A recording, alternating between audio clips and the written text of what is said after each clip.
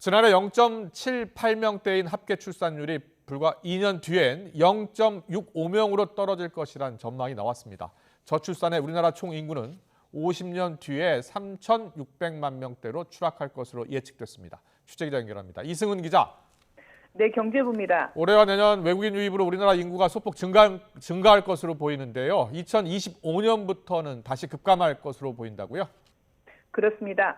우리나라 총인구는 지난 2020년 5,184만 명으로 정점을 찍은 뒤에 지난해 5,167만 명으로 감소했습니다. 통계청은 외국인 유입으로 총인구가 올해와 내년 소폭 증가한 뒤에 2025년부터 다시 감소세가 이어질 것으로 전망했습니다.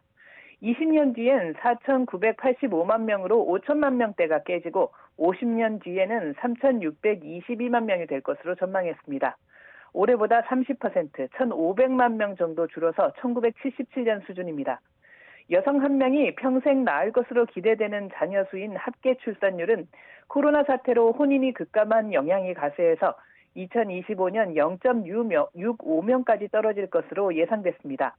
이에 따라 지난해 25만 명인 출생아 수는 30년 뒤 20만 명대 밑으로 떨어지고 50년 뒤엔 16만 명에 불과할 것으로 전망됐습니다.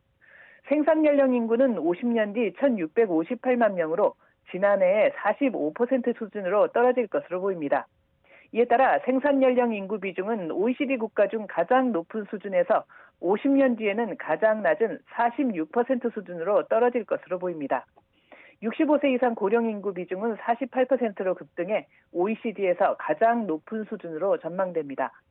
생산 연령 인구 100명당 부양할 인구를 뜻하는 총 부양비는 40.6명에서 50년 뒤 2.9배 늘어서 118.5명이 될 것으로 보입니다. 이 역시 OECD 국가 중 총 부양비가 가장 낮은 나라에서 가장 높은 나라가 됩니다.